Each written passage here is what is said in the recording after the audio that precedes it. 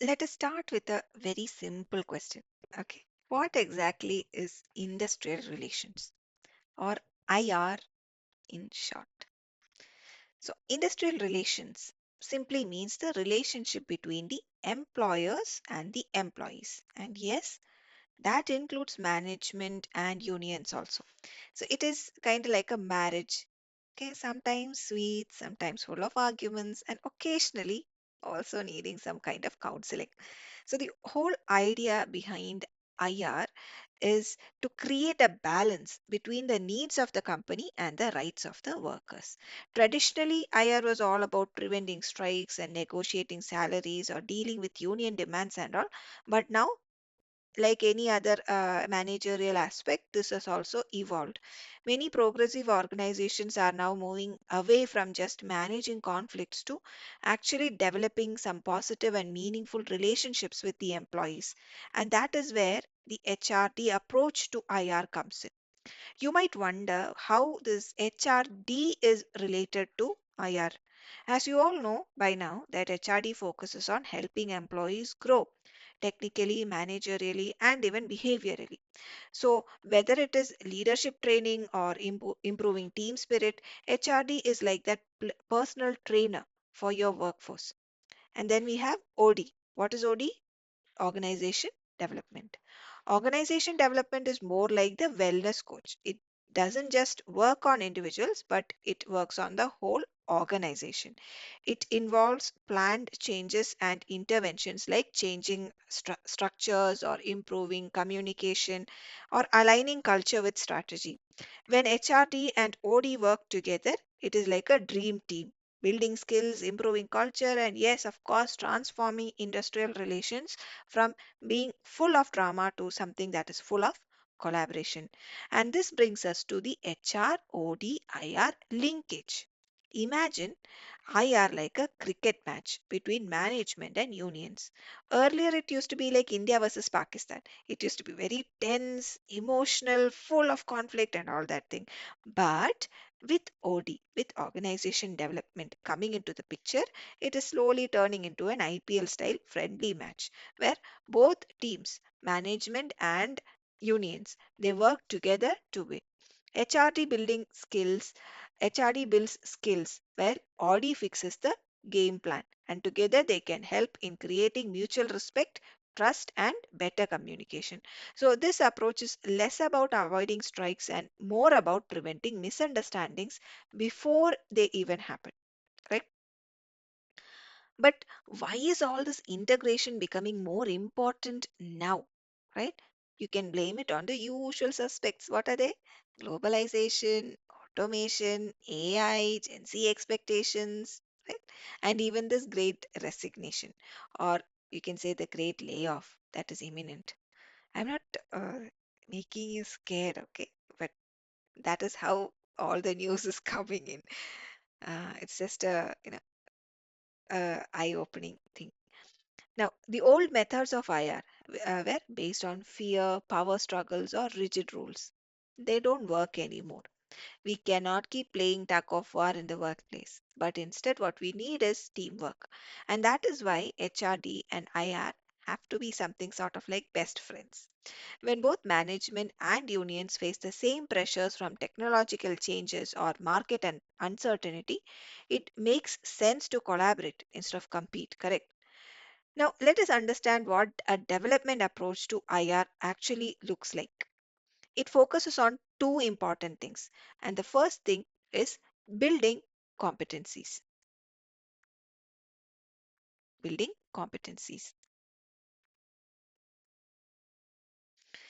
That is, giving management, union leaders, and even government officials the training that they need to deal with the modern workplace challenges. You can think of it as giving both parties the same playbook so that they know how to handle each other better. Second is the octapack values. You remember octapack? We had discussed it in earlier units, right? Octapack values. And if you don't remember, then maybe I'll just give you a quick overview, right? O stands for openness, C for confrontation, T for trust, A for autonomy, P for Proaction, C for collaboration. Octopack. Okay, that is the second important thing. Imagine if every IR meeting started with these values, then it would be more like a brainstorming session than a courtroom drama, right? So, HRD and IR, they're not simply cousins, right? They can work together in amazing ways.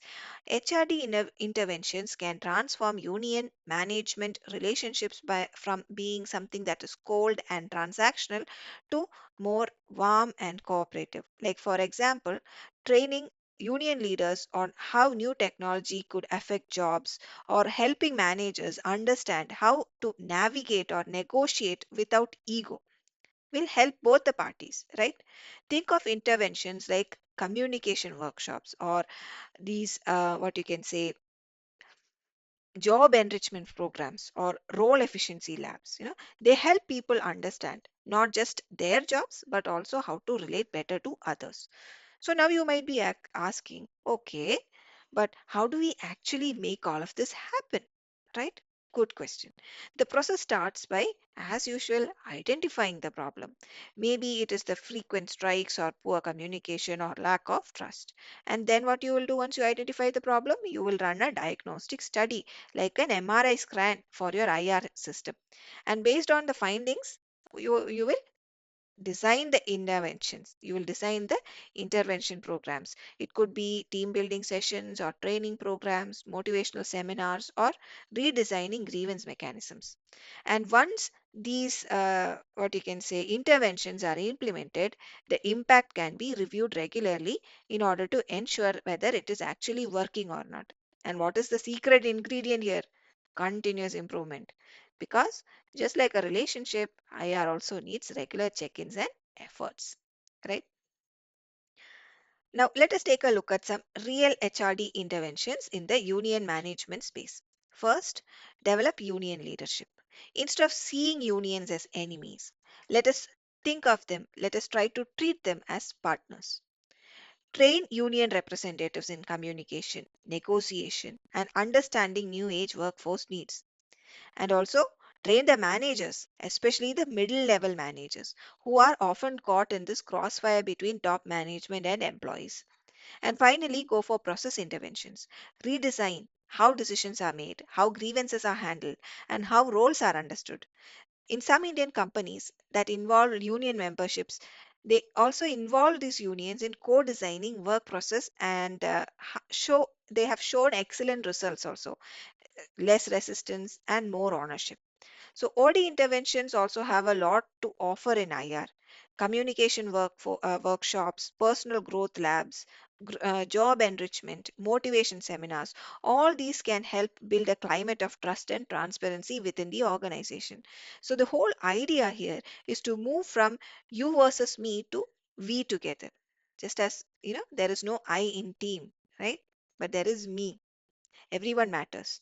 For example, job enrichment can make roles more meaningful. It can reduce complaints. Or personal growth labs can help union leaders become more emotionally intelligent. And believe me, this works better than any other warning letter. So, what is the major difference between a traditional IR and this developmental HRD OD approach?